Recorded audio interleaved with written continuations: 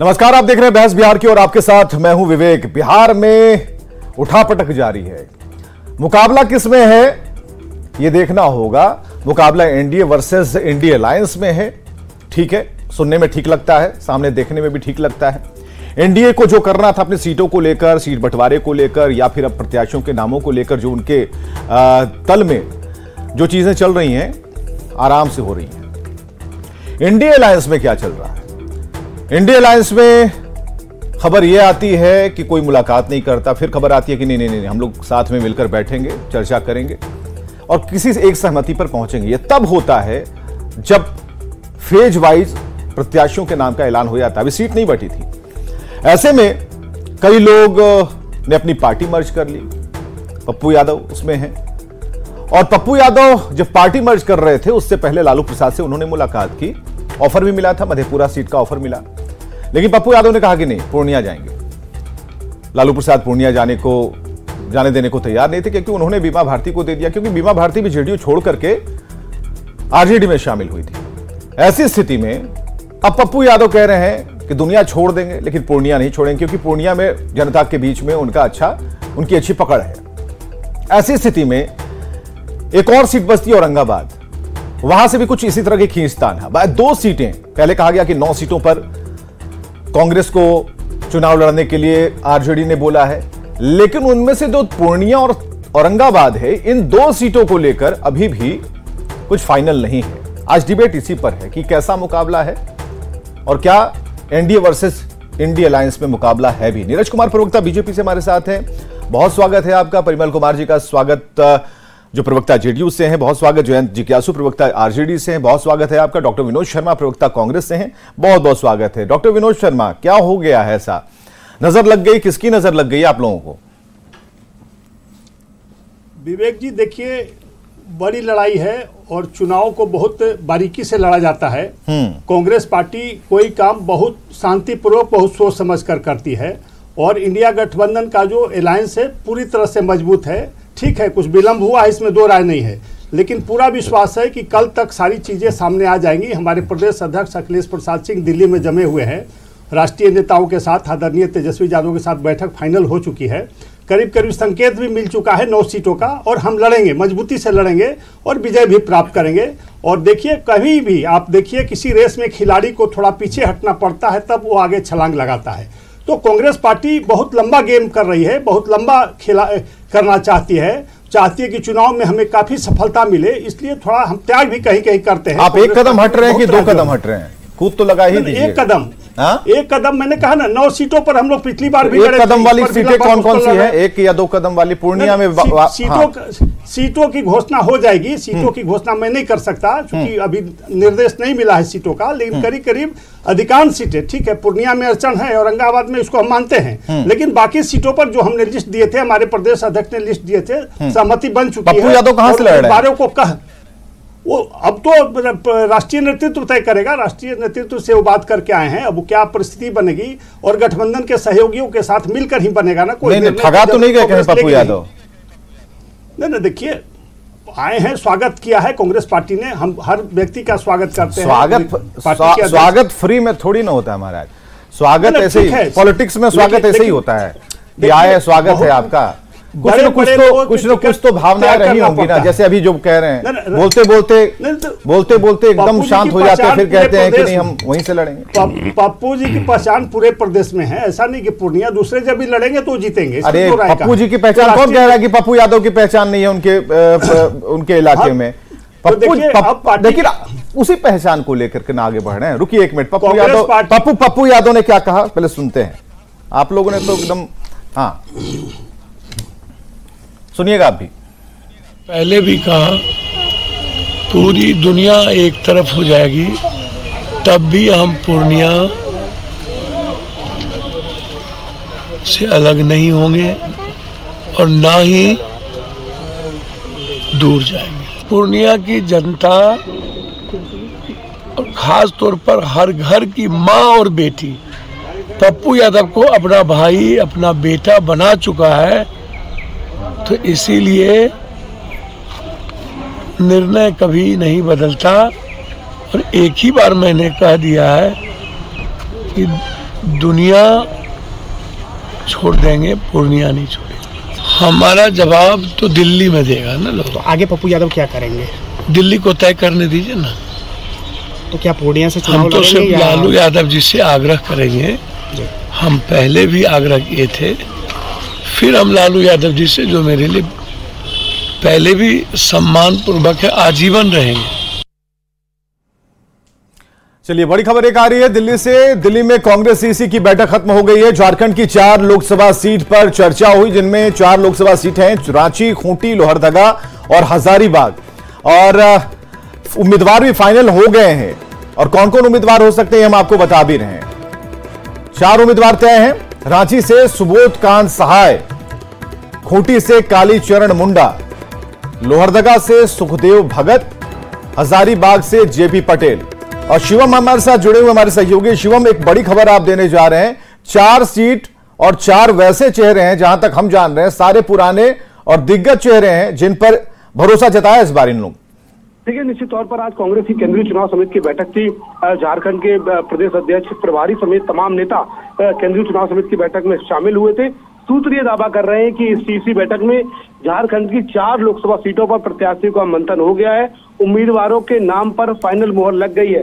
सूत्रों का न्यूज 18 से ये दावा है कि रांची से सुबोध कांत सहाय, खूंटी से कालीचरण मुंडा, लोहरदगा से सुखदेव पटेल और हजारीबाग से जेपी पटेल के नाम आज सीसी में तय हुए हैं। न्यूज 18 ये सबसे पहले अपने दर्शकों को बता रहा है कि आज की सीसी बैठक में इन 4 नामों पर फाइनल मोहर लग गई। जो आधिकारिक लिस्ट आएगी कांग्रेस की कल या परसों में, उसमें इन प्रत्याशियों का नाम होगा। और निश्चित तौर पर आपने जैसा कहा कि पुराने नेताओं पर भरोसा जताया है। आज सुबोध कांत सहाय मिलने पहुंचे थे, प्रभारी से लंबी उनकी बातचीत हुई थी, लगातार चर्चा चल रही थी। हालांकि राम टहल चौधरी भी यहाँ से प्रयासरत थे कि उनके टिकट, उनका नाम भी हो जाए, लेकिन अंतिम मोहर सुबोध कांत सहाय पर लगी है। तो अगर हम लोहरदगा की बात करें तो वहां से एक बार फिर सुदर्शन भगत पर पार्टी ने विश्वास जताया है।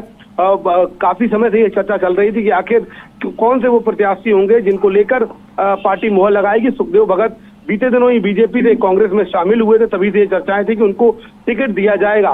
कांग्रेस अपनी अगली लिस्ट 1 से 2 दिनों में जारी करेंगे और उसमें इन 4 नामों के होने की बिल्कुल संभावना है। बहुत बहुत शुक्रिया शिवम, बड़ी जानकारी देने के लिए। पुराने चेहरों पर भरोसा कांग्रेस ने किया है। चलिए, बात हो रही थी बिहार को लेकर के, और बिहार में डॉक्टर विनोद शर्मा बता रहे हैं। विनोद शर्मा ये कह रहे थे अभी पप्पू यादव कि पूर्णिया की जनता ने भाई बेटा हमें मान लिया है, लेकिन आरजेडी की तरफ से जो प्रत्याशी दिए गए, तो पप्पू यादव ये चाह रहे थे कि कांग्रेस भी अपना प्रत्याशी हमें मान ले। तो आप लोग अभी इस मूड में नहीं है, कुछ बताने के मूड में नहीं है कि पप्पू यादव का क्या होगा। और पप्पू यादव डायरेक्ट कह रहे हैं कि हमारी दिल्ली से बातचीत हो रही है, यानी दिल्ली तय करेगा। निश्चित रूप से देखिए, केंद्रीय नेतृत्व तय करेगा। हमारे राष्ट्रीय अध्यक्ष आदरणीय राहुल गांधी जी तय करेंगे कि वो कहां से लड़ेंगे। और अब वो कांग्रेस के एक अनुशासित सिपाही हैं, अनुशासन को मानेंगे और निश्चित रूप से कांग्रेस पार्टी के निर्णय को मानेंगे। ठीक है, आज बहुत कम बोल रहे हैं, इसलिए मुझे लग रहा है कि कहीं ना कहीं पशुपेश में आप इस बात को लेकर के हैं कि क्योंकि आप तो गरजने वाले नेता हैं। डॉक्टर विनोद शर्मा को कभी किसी ने शांत नहीं देखा, जब भी आते हैं बड़ा धाकड़ तरीके से बोलते, लेकिन विनोद शर्मा को आज कहा गया थोड़ा चाप कर बोलिएगा क्योंकि डिबेट में आप जा रहे हैं। जयंत जिज्ञासु जी, क्या भाई क्या दिक्कत हो गई? पप्पू यादव ने मुलाकात की लालू प्रसाद से, तेजस्वी से, ठीक है, और इस बार उन्हें बहुत दुख है इस बात का कि पता नहीं लालू प्रसाद जी उनके बारे में ऐसा क्यों सोचते हैं। इसका कोई जवाब है? देखिए, पप्पू यादव जी राष्ट्रीय जनता दल से भी सांसद रहे हैं और लालू प्रसाद जी की पार्टी में उन्होंने मर्ज नहीं किया है अपनी पार्टी को। कांग्रेस में उनका विलय हुआ है जाप का। कांग्रेस पार्टी के शीर्ष नेतृत्व की तरफ से उनको क्या आश्वासन मिला है हमें नहीं मालूम।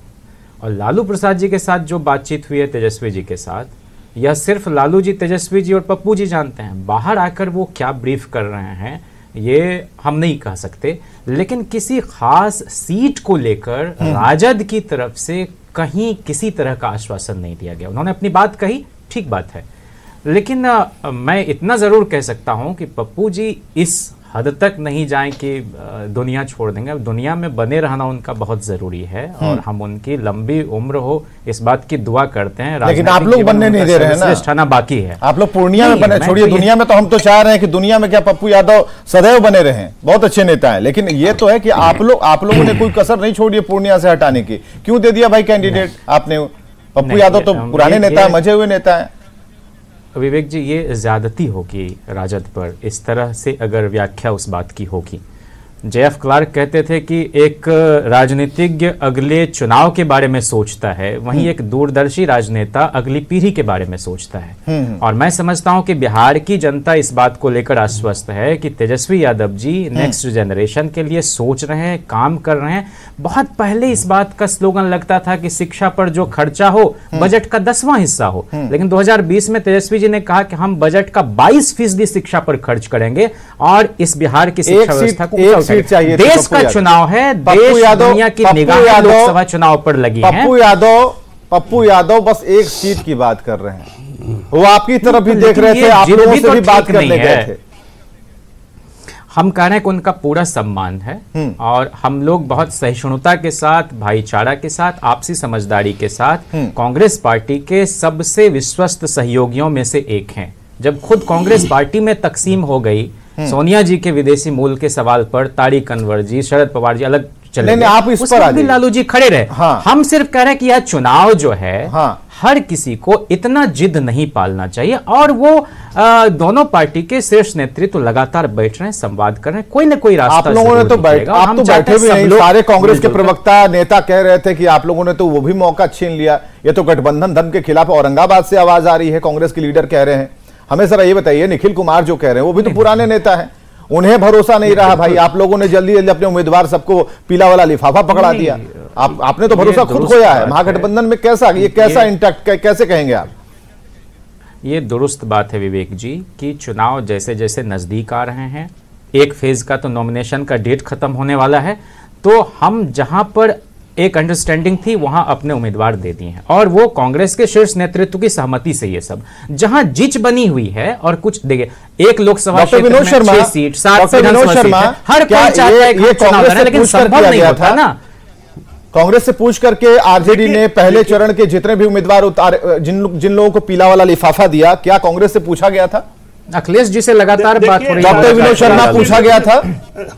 राष्ट्रीय नेतृत्व के संपर्क में तेजस्वी जी थे, निश्चित रूप से अखिलेश जी के भी संपर्क में। तो फिर क्यों बयान दे रहे थे कि गठबंधन धर्म का पालन क्यों नहीं किया गया? एक साथ होता, झूठ बोल रहे हैं भाई।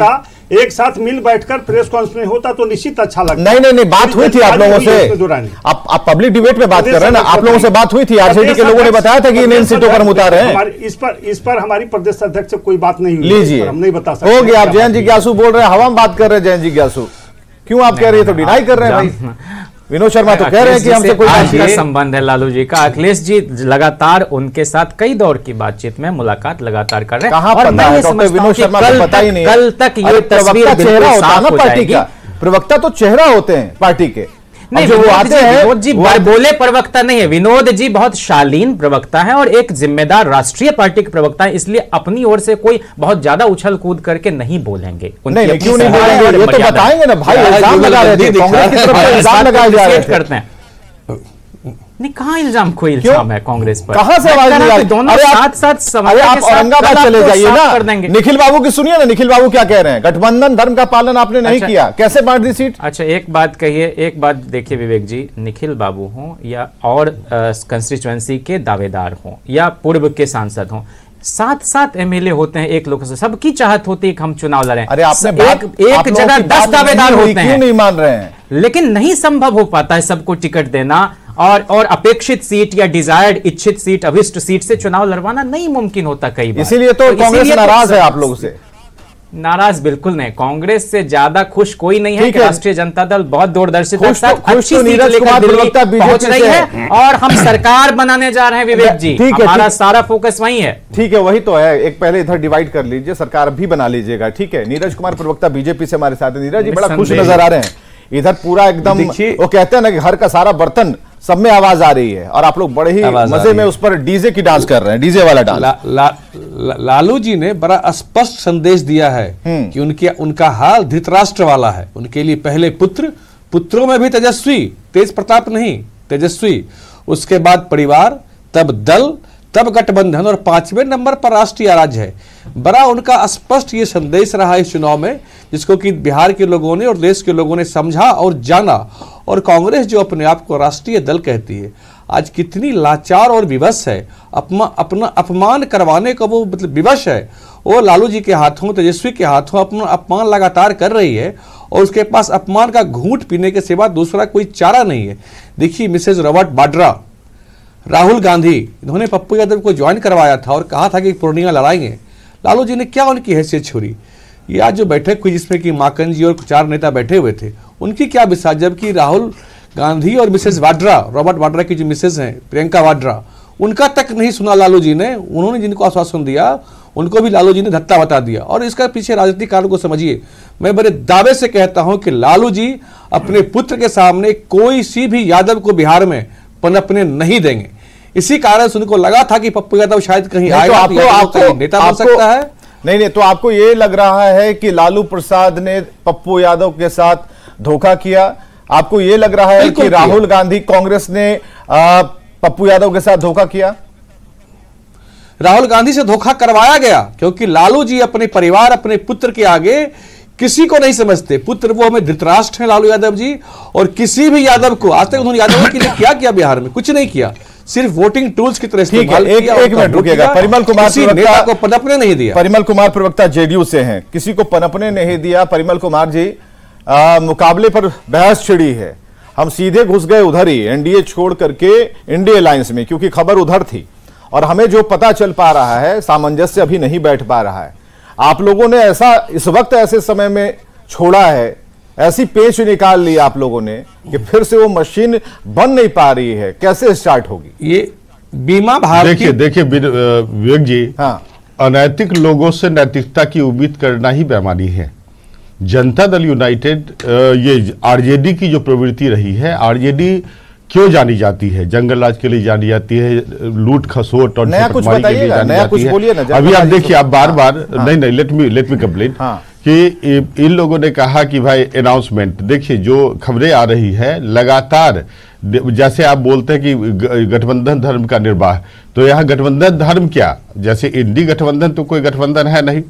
विनोद शर्मा जी ने कहा कि भाई हमारी लड़ाई लंबी है, तो स्पष्ट है कि कांग्रेस तो 2029 की लड़ाई के लिए तैयारी कर रही है, तैयारी करने का प्रयास कर रही है। एक्चुअली कांग्रेस के शीर्ष नेतृत्व को तो कॉन्फिडेंस नहीं है, और बिहार में तो ये बी टीम बनी हुई है आरजेडी की, जबकि आरजेडी का कोई फ्यूचर ही नहीं है। आप समझिए कि यहाँ बिहार में कहाँ इंडी गठबंधन एग्जिस्ट कर रहा है, कौन देगा वोट? इनको तो कैंडिडेट नहीं मिल पा रहे हैं, वो कुछ दूसरे पार्टी दलों के लोगों को झांसा देकर और सिंबल देने का ये प्रयास कर रहे हैं। और यहाँ तक पप्पू यादव का प्रश्न है, तो जैसे बीजेपी के प्रवक्ता ने स्पष्ट कहा, देखिए कई बार आदरणीय लालू प्रसाद यादव के परिवार से उनके साले ने ही कहा कि लालू प्रसाद यादव है ही नहीं।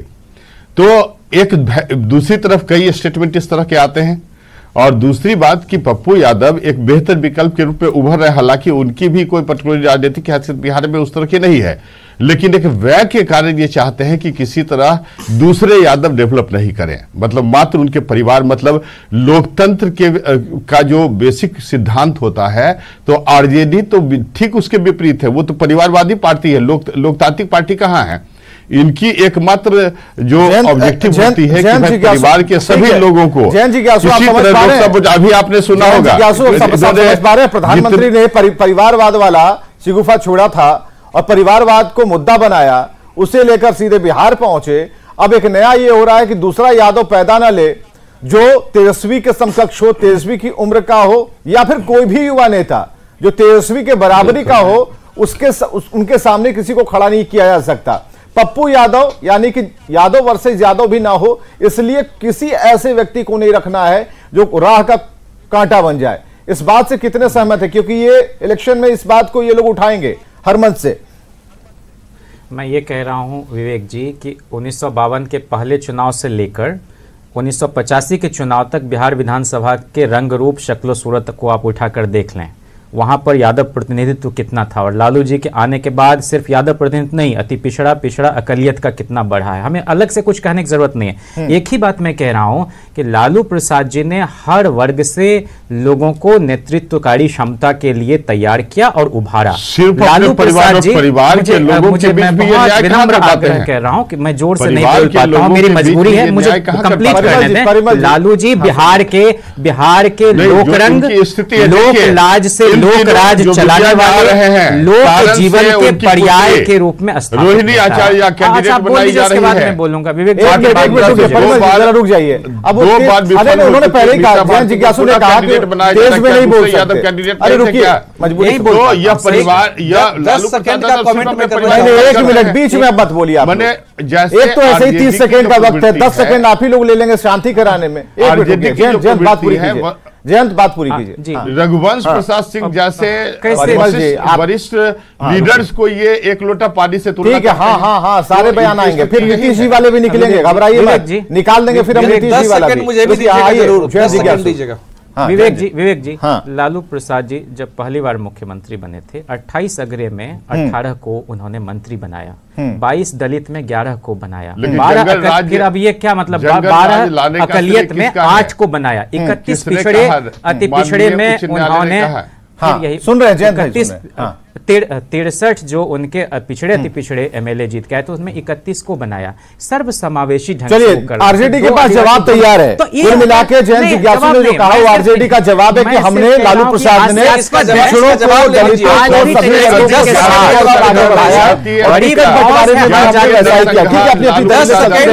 लेकिन इंडिया अलायंस पर सवाल अभी भी है कि जब मिल बैठकर कोई प्रेस कॉन्फ्रेंस नहीं कर देंगे तब तक सवाल खड़े होते रहेंगे। बहुत बहुत शुक्रिया, बहुत बहुत शुक्रिया।